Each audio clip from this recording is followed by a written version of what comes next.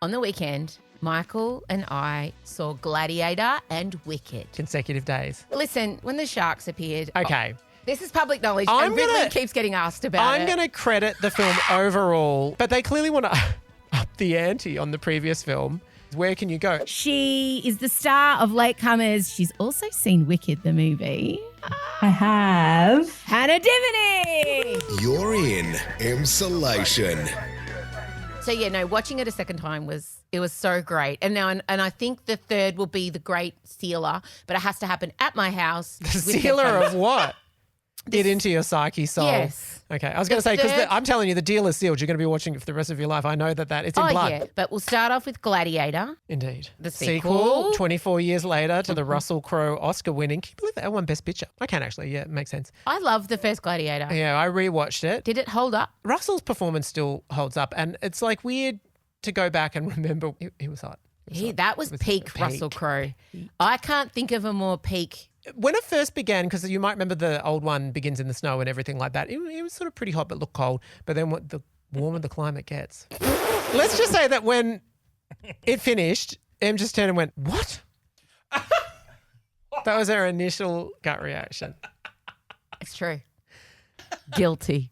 For you, perhaps not carrying on the legacy of the original in quite the way that you had hoped? Oh, first of all, Ridley Scott needs to be put to pasture. Enough. The man is 90. He's had his time. I think a few things were missed in the plotting room. Also, someone forgot to write a script entirely. Like, what, are we just not speaking anymore? It took them... Oh, my God. The opening battle scene to... there was just no establishment. What's his name? Mescal, Short Shorts. Lucius. Yeah, Short Shorts. Short Shorts is with his... Short tunic. Was with his lady for 5 minutes, and then we don't really understand that concept. We don't really understand where he's living and why. Then we see Pedro, and he's got a keep cup, and I was very confused about that. To be fair, the original starts in a battle sequence like this, but this one went for longer. I really loved the opening. Actually, I thought it was very exciting, defending the port, and it was quite the action spectacular. I'm at the beginning. I was like, you know what? I think I'm going to really enjoy this. The one bright shining light is, that I have been lamenting the lack of Disney villains. Oh, yeah. Denzel Washington is the camp Disney villain we've been, perhaps in the wrong movie. Perhaps. In the movie, I'd be happy to watch, though. Oh, I need that story. Denzel, for me, is the fucking highlight for this film. Listen, when the sharks appeared. Okay. This is public knowledge, and Ridley keeps getting asked about it. I'm going to credit the film overall, but they clearly want to up the ante on the previous film. Where can you go? Answer, sharks. They fill the Colosseum with water. I don't know if that thing's airtight. I don't know.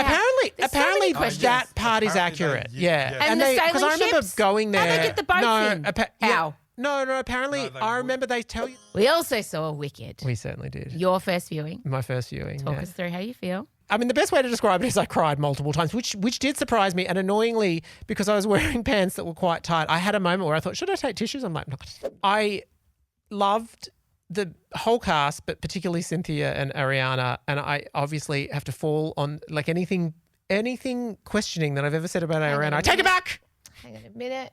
Sorry, I'm just gonna. I don't even know what to press here. Dun, dun, dun, dun. What are you saying? I was incorrect when I questioned Ariana. Dun, dun, dun, dun. She was great.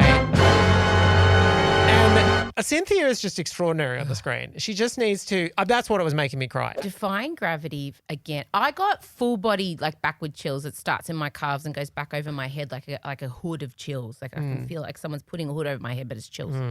And I got that 5 times during the Defying Gravity sequence, and it was my second watch. I knew what was coming. John Chu has milked every ounce of and everything you feel seeing the stage show, and that was the bit I was most skeptical about. It was how the fuck are they going to recreate how I felt sitting in the Broadway theatre watching that moment of her, it's me, raising. How in the hell are they going to make audiences feel, mate?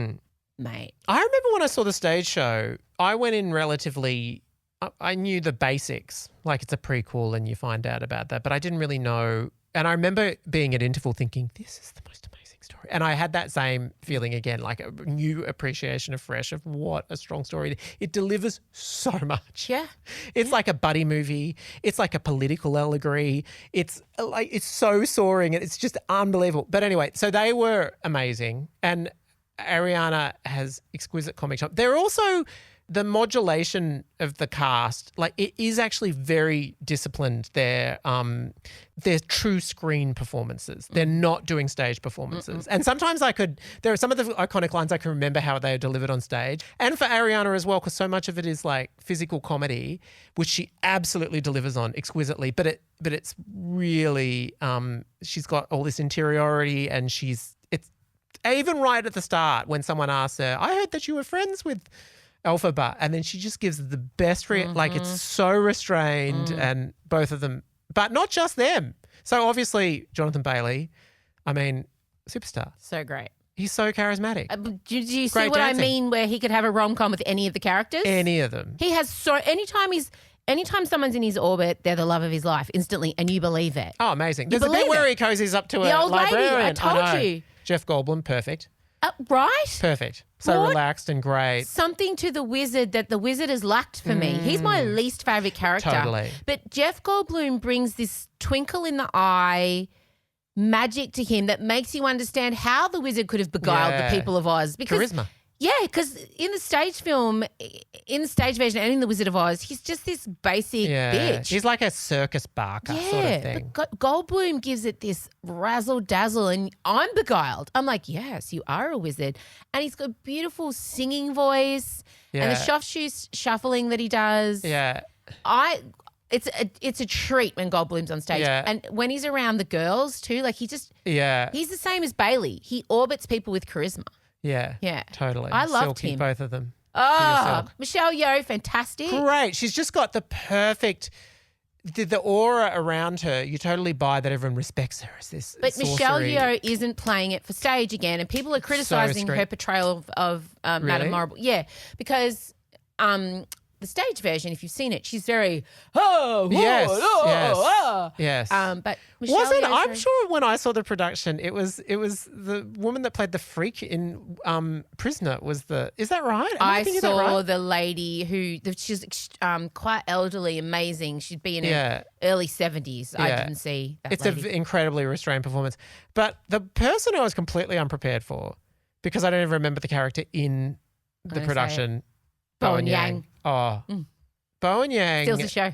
Yeah, plays one of Glinda's Snitchy bitches. best. Snitchy gay. Her best gay. Hey, best guy. We've earned it, bitch. No. My critique was I could have taken it a bit shorter. Which bits would you cut without getting? Because they did cut a lot, by the way. Well, I mean, the original musical's 2 hours and 45 minutes, and that's almost just this one chap. That's including an interval. So it's It's not more, including the interval. It's a 3-hour musical, not including the in interval. any case, this is a lot longer than the first act of the musical. There's no question. It just is. Well, it needs more, It's more- exposition, doesn't it? It's the film. There were some times where I felt like that. What would you have cut? Like there were just little bits that I. No, For tell example, me. they supersize musical numbers and they have long interludes Good. in the musical. Like you think the song's finished, but it hasn't. This is very minor, obviously, but I reckon you could have clipped a bit out of it. Which song? No, I just meant Titan. I don't mean loose sequences. I just meant Titan. I reckon that'll be a criticism that it has. And for me as well, this was a little bit influenced by, I did hear one review, but to me as well, sometimes the design was a lot. The CGI, you mean? Or Yeah. CGI, I much preferred it when they stuck to prac. yeah. And more old school. The old opening Hollywood. scene is very CGI heavy. It's weird because the rest of the film isn't as hectic as that opening scene might lead you to believe. Obviously, defying gravity. Look, she really was getting flown around and flung. The was. BTS is everywhere, but there's a lot of CGI going on in that final scene. Yeah, I could have as taken a well. little bit less of that. And then even in the school, it was a bit, I had heard the reference, the Venetian Hotel in Las Vegas, and it did stay with me. I liked it. But It gave me overall, I would everything. say the biggest triumph being the ensemble and just the universe. Like it feels like, honestly, with every single person, they just found the best living person Agreed. that could have I done agree. It's a Maybe first the best person living or dead. ever. I know. It's the first time since watching Neverending Story or watching Star Wars. Oh, and I know. Cynthia was asked if Elphaba had a favourite film, what would it be? And she said, Neverending Story. Neverending Story. That's one of my favorite ones. I know. The parallels. I just feel like I haven't felt so swept up in a world since it made me feel like a little kid. Yeah. And I long for that. My brain wasn't trying to find potholes or plot holes or huge. So you loved it. I loved it. Are we going to say any? No, nothing. No, not a word against. If you need to. Go on. No, I loved it. Obviously, I loved it. I was in tears. I think it was great. I'll watch it again. Can't wait. Michael's critique is that they...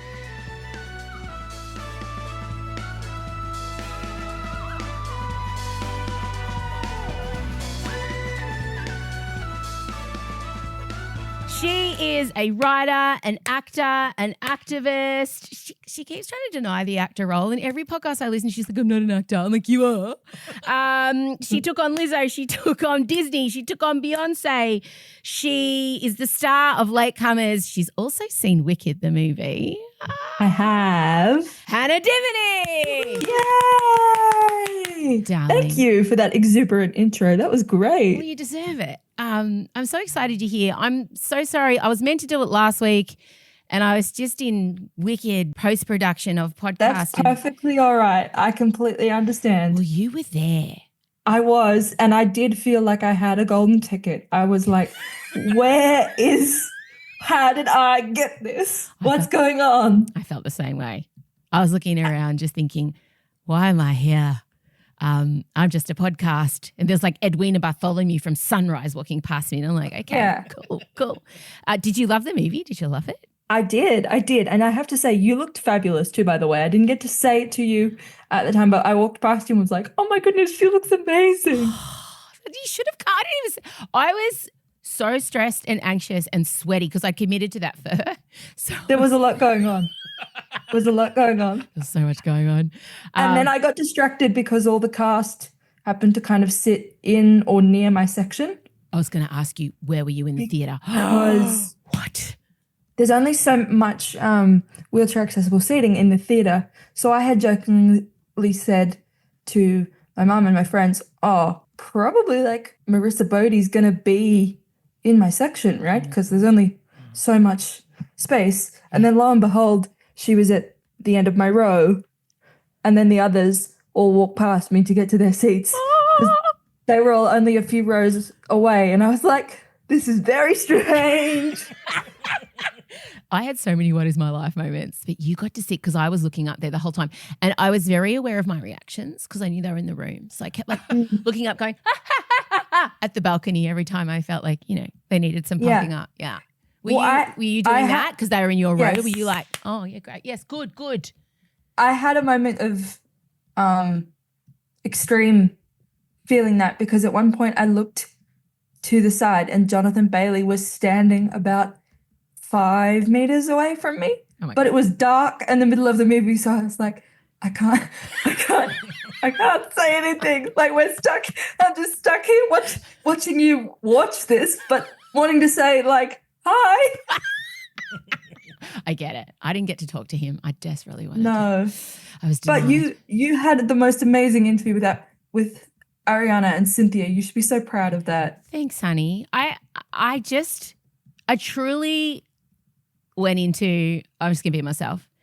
And I realized that, because, so often I've had to do these interviews on behalf of big radio stations and then I kind of put on that persona and then worry about the questions I need to ask. And then I just realized, I'm just working for me. So I'm just going to fucking fan out. And That's how I felt too doing this interview because it's the first time I've done it just for me. Well, that's what I was going to say. I mean, 2 disabled women face-to-face, mainstream media.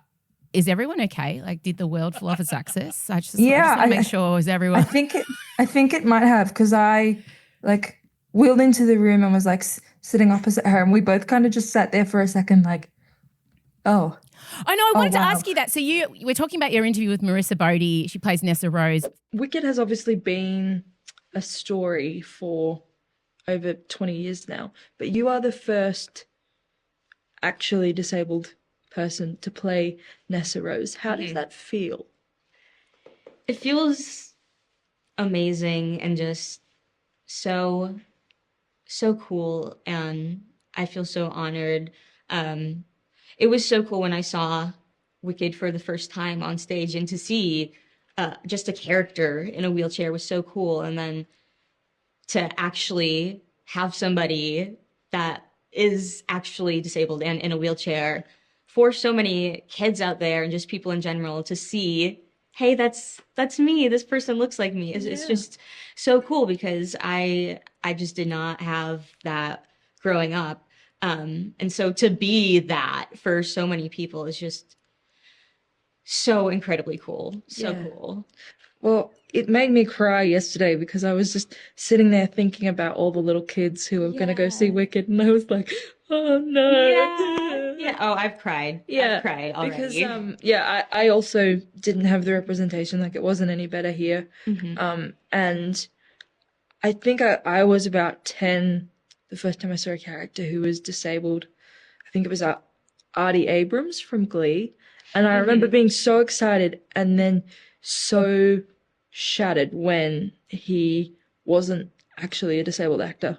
I imagine for both of you, it would be like, girl, we are the representation. Yeah, in the and same it was also room. really strange because, like, on a much smaller scale than Wicked, obviously, my first feature also came out that week. Yes. So I was like, which we're going to be talking about. Don't worry. so Audrey. I was like, Audrey, and then I'm like, but your first feature is Wicked. You haven't done anything else. Like, where do you go from Wicked? I'm like, what the hell? It was such a good question. Can we just reflect on that? You both had feature films come out in the same week. Fucking press my plays my elbow and pause. She said representation all at once. Let's go. Yep. We haven't had it for like 20 years or more, so we're just going to get him in the room. Get go him in as the room hard together. as we can now before anyone says, like, what? Did you tell her? Did you say, hey, watch my film, Audrey? It came out this week? Yeah, I did tell her because I was good.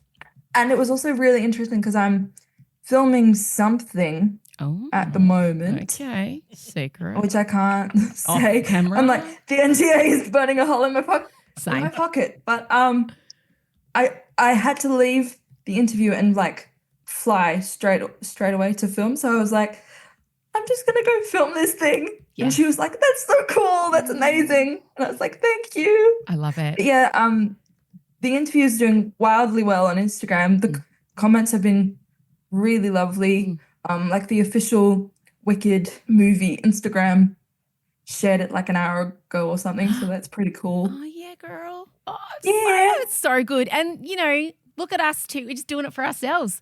Like, that's the best part. Independent. Yes, I so am. Now you speak of your new feature film, Audrey. It's yes. Pitch black Australian comedy, which I love. Yes. Due to overwhelming demand, Emsolation has added a second Melbourne show of Outgrown at Mariah Carey Arena on December 7th. It is because of me ADHD is so popular now that I thought it was time to bring it back fresh for the Instagram era, you know? ADHD, this time it's for the girls. #feminism. Now look, I also found out that I am autistic. Are you wooing because you're also autistic? So you missed the social cue, okay? And if I'm going to run these classes, we'll need our own puppet. I'm going to suggest we get a dragon, and we will call her Menopausia. Tickets are selling fast. Get yours at frontiertouring.com/Emsolation. All I knew about menopause because I would just hear one final exhausted You can't afford to miss this critically acclaimed show.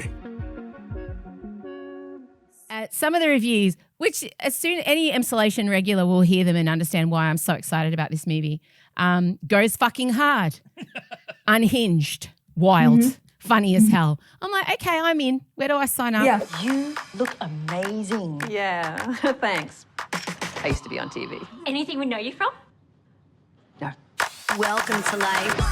It's my life. Another day goes by where you don't violate my human rights. Off you go. I am in a wheelchair, remember?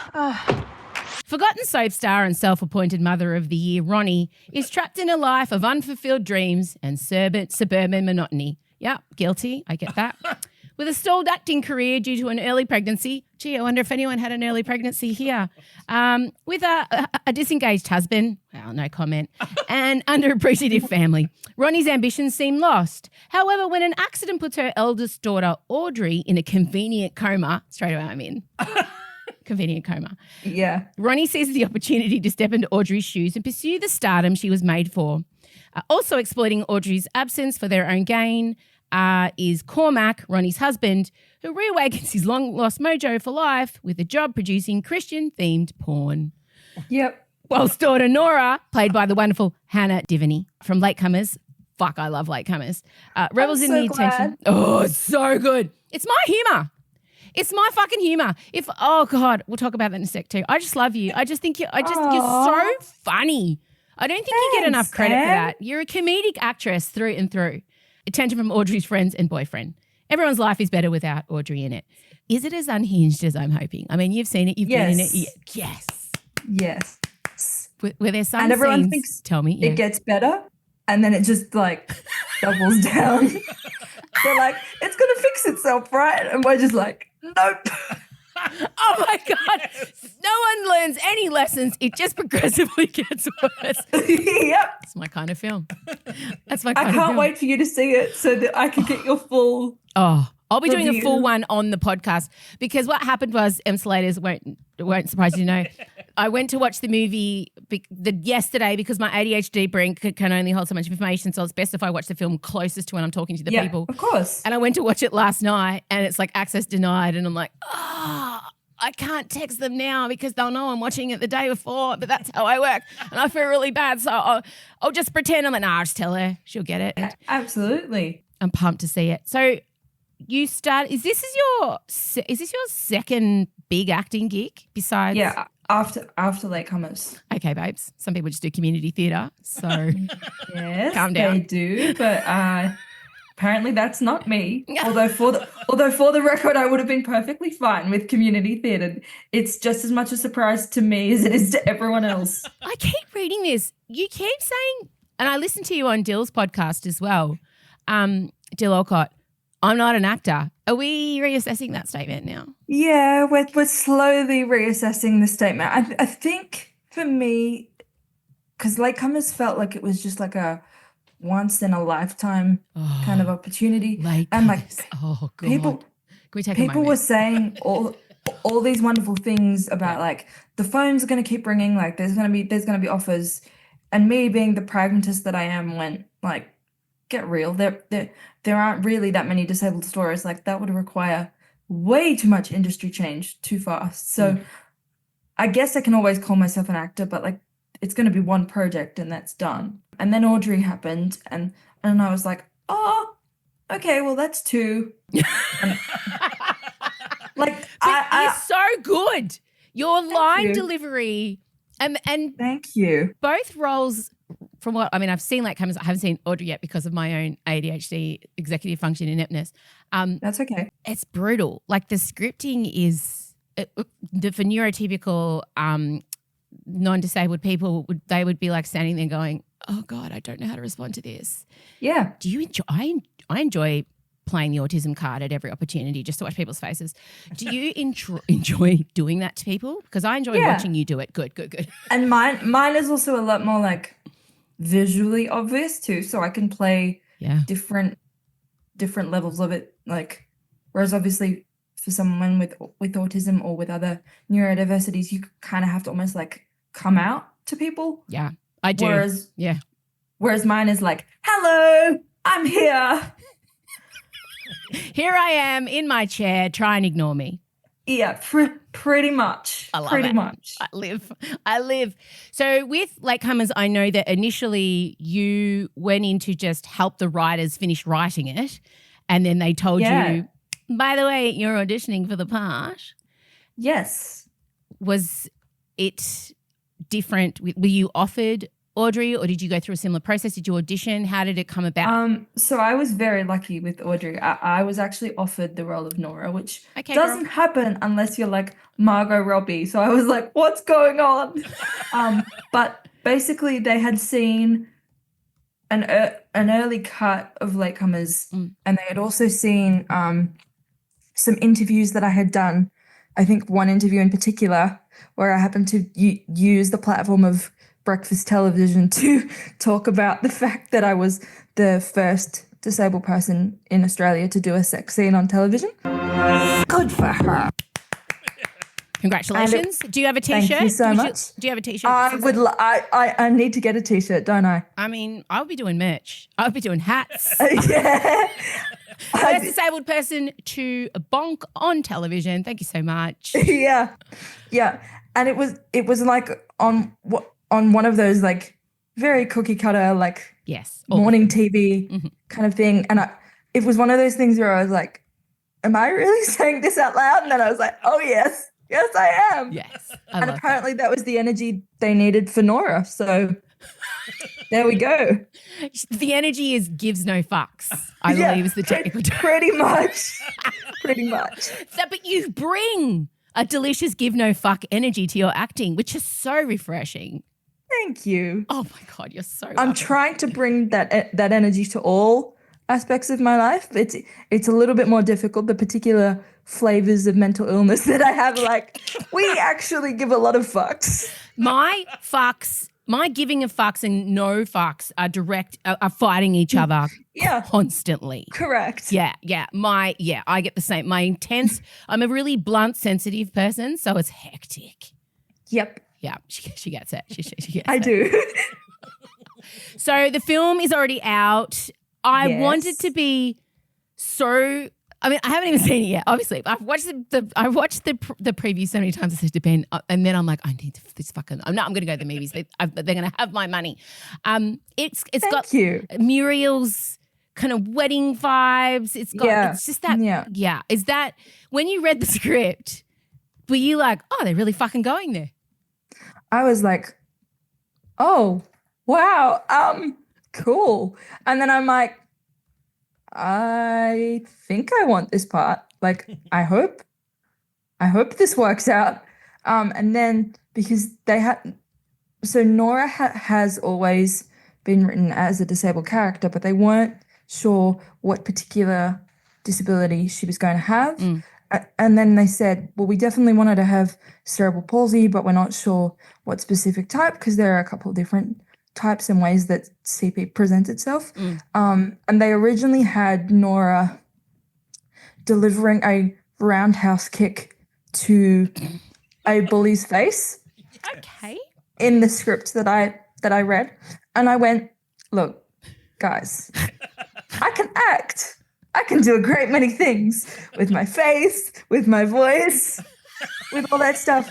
But the roundhouse kick, I feel like a smidge outside my physical capabilities. And they wanted her to be obsessed with like mixed martial arts. And I was like, can we maybe find a different sport? Like, would that be okay? Like, in this very polite people pleaser way, being like, I'm really sorry that I can't do mixed martial arts, but like, oh my God, you speak in my language. I can't. Oh, I'm so sorry. I'm so sorry. I can't do a roundhouse kick. This is on me. That's on me. Yeah. I promise I'll like try and work on it if we can't. But like, what is wrong with us? I don't know, many things. And then they were like, well, then I just assumed they would give me like tennis or basketball. I figured they kind of go for a Dylan Alcott kind of vibe. Oh, sure, yeah. And then the writer came back with fencing. And I went,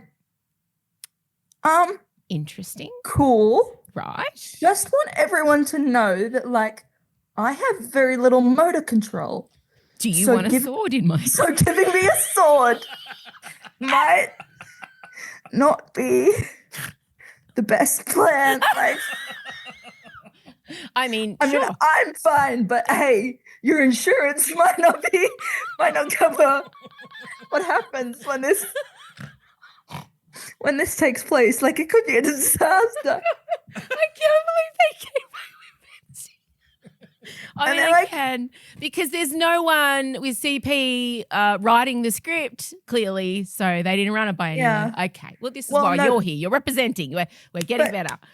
But it's okay. And they were like, no, we'd like you to try. And I was like, okay, well, let's like warn the stunts guys and it like everybody on set, like stand back. We're gonna be doing. So I did actually go through some fencing training, and I do fence in the movie for a brief moment. I was just thinking, it's a hilarious comedy mechanic giving you a sword, like, and you having you look at them and saying, "Are you sure about this?" Like, I get the weird Inception black comediness of that moment. Oh God, I'm so looking forward to seeing this film. This is very exciting. So I also understand being the first disabled person to fuck someone else on television. Congratulations. I'm just going to keep saying that. I understand that was your first experience kissing somebody ever. And it was on it's because my eldest daughter had a very similar experience, and that she had her first kiss on stage in front of her entire family in her high school's production of Footloose when she was 18. Yeah. So I was listening to you that going, I'm going to tell my daughter that, because yours is slightly more hectic as it's on camera and it's sex. Yeah. That was kind of an experience where I was like, okay, not how I thought this moment was going to go. There's not like a Taylor Swift song that's a reference for this, but you need to do stand up, bitch. I'm not joking. You have just done 15 minutes of the best comedy. That might be difficult, Em. Oh shit! Ableist cunt! Hey, that one was just too easy. But I do that to people all the time because they will say, you should do stand-up. And I just look at them and go, that won't go very well. And they go, why? And I'm like, I love it. I love that so much. We're calling my particular brand of comedy sit down, I think. Oh my God, I'm going to do some sit down comedy. Yeah, I'm going to do some sit down comedy. Oh, I just had to be sit down. Kendrick Lamar style, and like stay humble and just do all the stuff. Oh, she's ready to go. I'm not joking. I will put on your first. I'll do it. We'll do your first comedy special.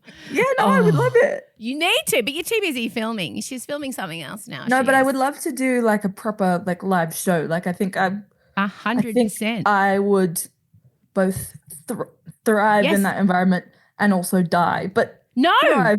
I'm not joking. Can I be a part of that if you do decide to do like a comedy festival show or anything like that? I will offer my services in any way, shape, or form. I mean, I think you're fucking funny, and you have a perspective that I just like you just made me squirm. I just like watching people be forced to have existential crises and hopefully grow eventually and expand their viewpoints in life. And the only way to do that is be really uncomfortable. You only grow out of being uncomfortable. So absolutely. I love that. Oh God. Okay, we're doing it. We're launching your sit-down comedy career. Yeah. It's going to be great. So you said with Audrey that there's no redemption arc for anybody. Is that... Yeah, it's the idea of redemption is pretty loose. Pretty loose in this film. I mean, different people will have different views. I think the people who love this film, the reasons they love it are also the reasons that some people hate it, according to all the hilarious Letterboxd reviews that I have been. Have you been slowly on Letterboxd? consuming? No. Are you a sadist? What are you doing? Yeah, I don't mind. I have my own kind of thoughts about the movie, and I'm just like, I just want to know what people thought. But like the negative reviews are written in such a way that I'm like, they're kind of hilarious. Do you like the film?